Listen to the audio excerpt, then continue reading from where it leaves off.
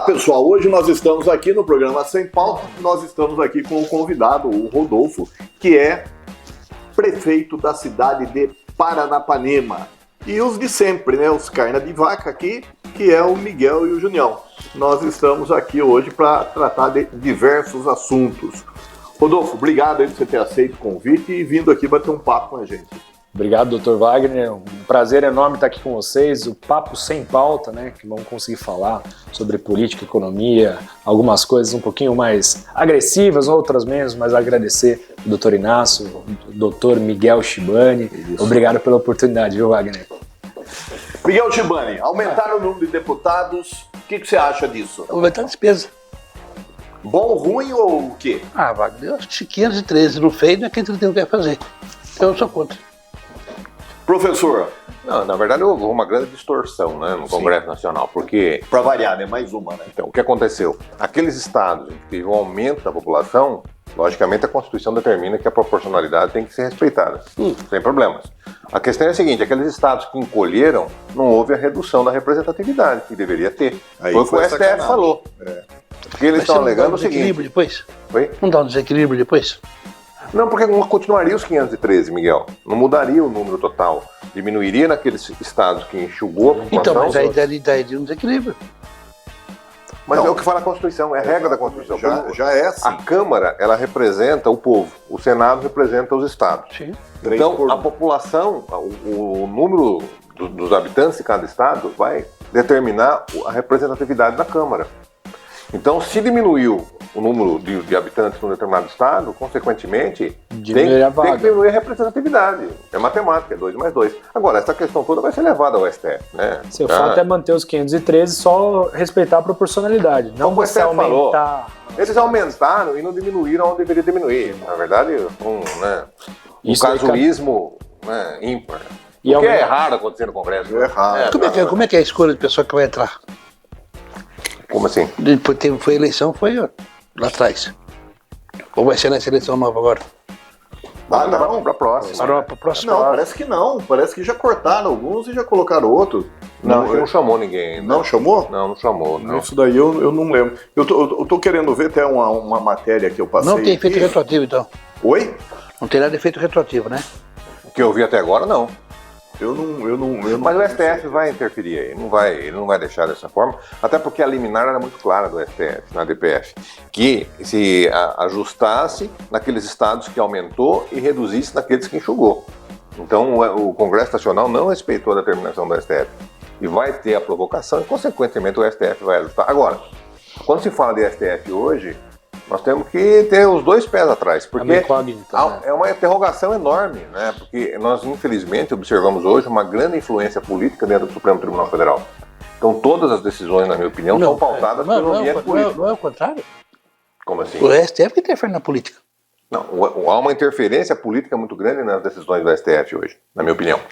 Hoje, eu acho que o STF nunca teve tão politizado como está hoje. Eu acho que hoje ele está politizado, interfere na política e aquele equilíbrio dos poderes que vocês sempre brigaram como operador de direito não existe mais. Mas isso também não é diferente no poder municipal, né, Shibani? Que a gente vê o Ministério Público também interferindo nas decisões do Executivo. Então, exatamente. Respeitando as proporcionalidades, a gente tem um problema jurídico, uma insegurança jurídica no país em relação a isso. Eles querem, na verdade, o Ministério Público, muitas vezes, quer interferir nas políticas públicas. Sim. Isso ele não poderia fazer. Ele, como fiscal da lei, ele é fiscal da legalidade. Ele não é fiscal das políticas públicas, porque a política pública é a autonomia de quem? Do prefeito, da Câmara. Mas eu aprendi sempre com vocês aqui que o Ministério Público tem que ser provocado. Nem sempre. Não, o Ministério Público não. Na verdade, ele trabalha muito com atuação própria, né? Ele é proativo. Em alguns momentos ele é provocado, mas em alguns momentos, em algumas discussões, como em políticas públicas, como o doutor falou, o Ministério Público tem se colocado à frente em querer participar da discussão. Eu acho que você deveria fazer desse jeito, mas não a prerrogativa de fazer é do executivo, do administrador da cidade. O judiciário que é inerte, o judiciário precisa ser provocado. Em relação à matéria do que nós estamos discutindo aqui, que o Estadão publicou um editorial, o caso de São Paulo, o estado mais populoso da federação, o mais gritante de todos. Com 46 milhões de habitantes, São Paulo representa quase 22% da população brasileira. Mas detém apenas 13% das cadeiras da Câmara. Então, mas isso vai mudar a regra na Constituição, né, Wagner? Não, sim, porque o nosso limite são 70 deputados. Nós temos um teto. Sim. Não, é o que foi dito. Inclusive tem uma lei dizendo que o número é 513. Você não pode mexer nesse 513. Você tem que fazer adequado. Diminuiu a quantidade de pessoas aqui no estado do Acre, aumentou no Paraná, então você tira do Acre e põe no Paraná. Mas esse aumento de número de cadeiras de deputados não veio do STF? Não tem discussão lá atrás? Não, o STF falou o seguinte, para respeitar essa fórmula. Exatamente, mas não respeitaram. Eles criaram cadeira. Eles não respeitaram a regra. Ainda vai ter uma discussão no STF o que vai ser feito com essa nova criação. Exato. Se ela vai se perpetuar, se vai ser efetivado na nova eleição de 2026. Né? Eu acho que isso aí vai acabar sendo engavetado no STF. Acho que o STF vai ser provocado, vai dar um J concluso lá e vai ficar... Para não tirar deputados, né? Porque o grande problema hoje é tirar o deputado dos estados que enxugaram. Nesse mesmo diapasão que você fala do STF aí, eu quero ver essa provocação do Lula agora que entrou com mandato, com ação para o IOF. Que vai entrar, né? Hã? Disse que vai entrar. Vai estar na PGR. O pessoal entrou. Está na PGR, já não está? Então, não, ele não entrou com ação, o pessoal entrou. Na PGR.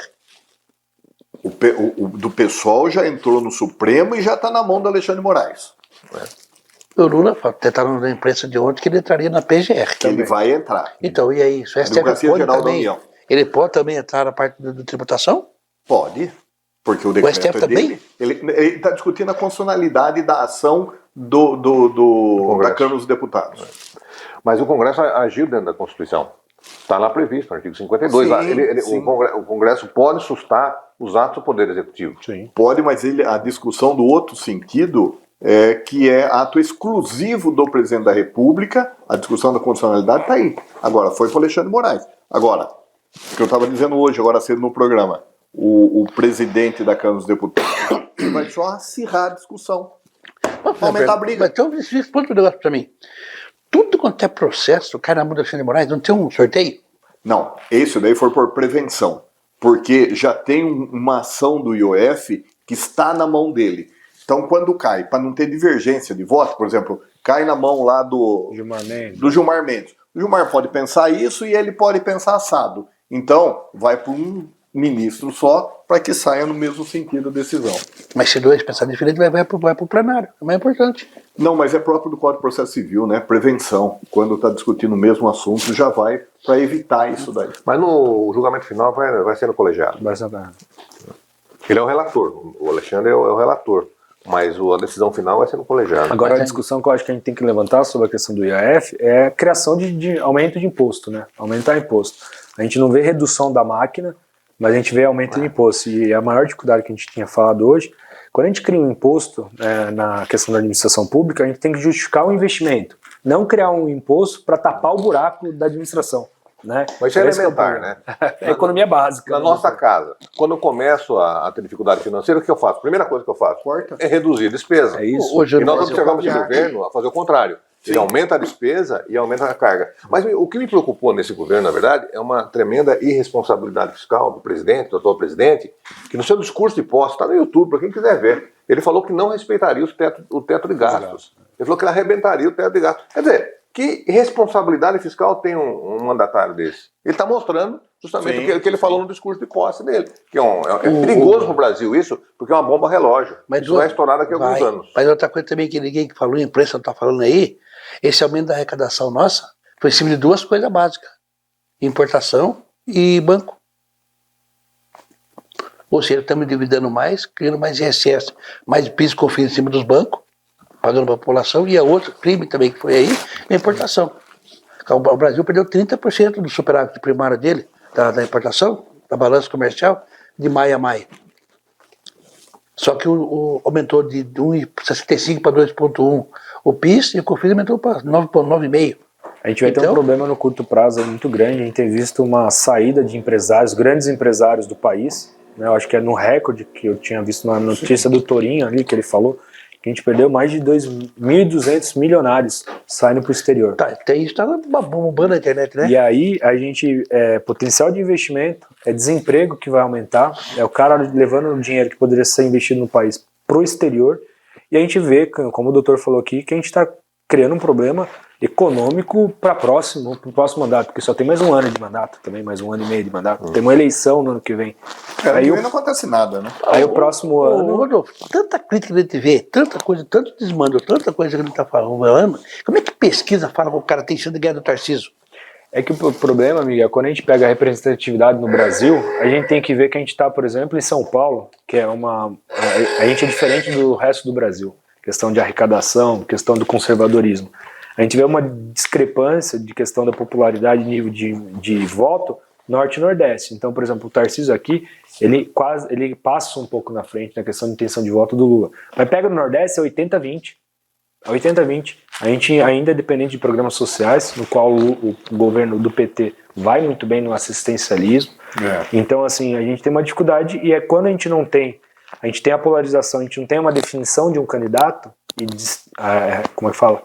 Divide os votos, né? A gente tem aí um governo do PT. Mas você acha que toda essa notícia aí da fraude do defesa agora, dos pescadores aí, fantasma, do INSS, um monte de coisa, não influencia nem no Nordeste isso? Eu acho que influencia, mas a gente tem que pensar que a eleição é o ano que vem. Hoje 80% da população não está pensando em eleição, até um pouquinho mais, 85, 90.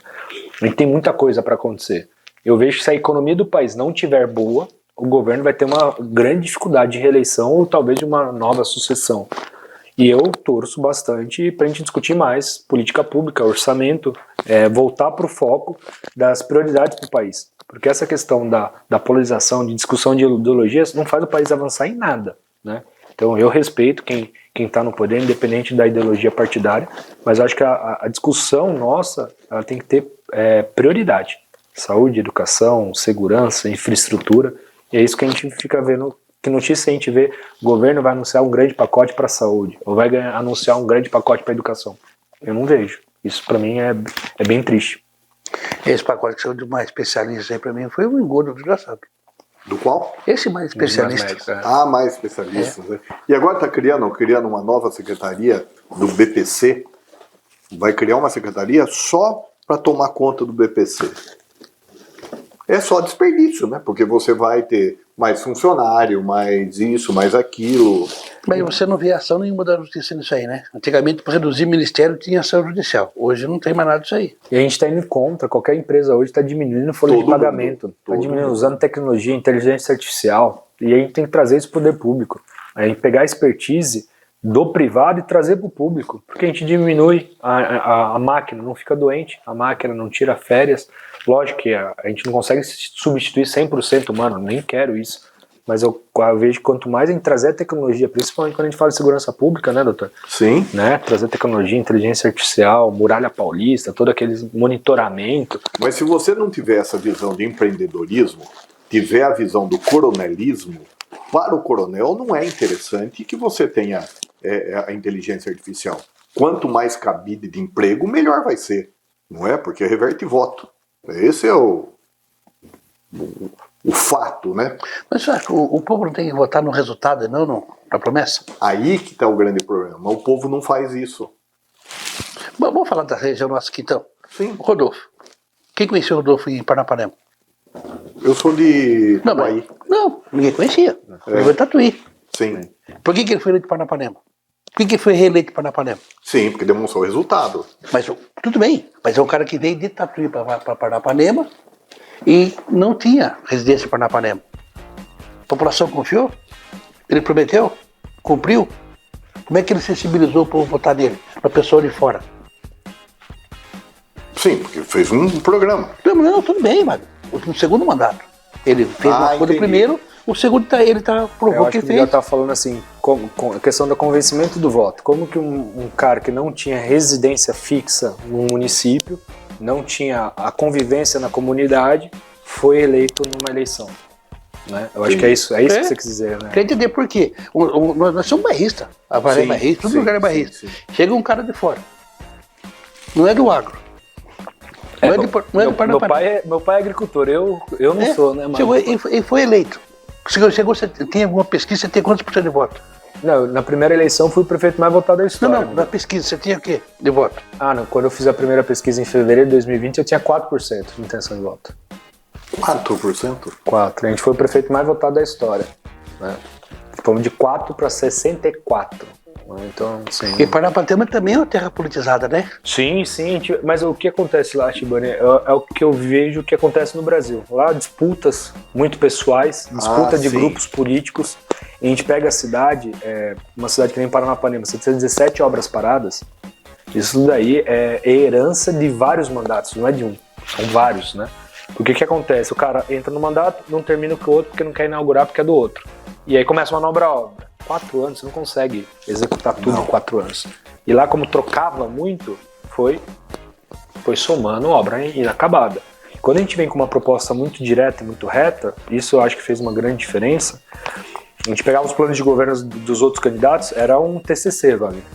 Tipo, ele falava sobre política pública de tudo. O nosso foi 11 propostas em cada uma das secretarias.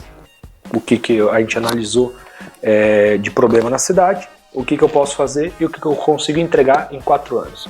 Eu acho que a população está tão cansada de ver muita promessa e ver, puta, esse cara pelo menos tá falando, é isso, tá bom, ele vai resolver isso de problema.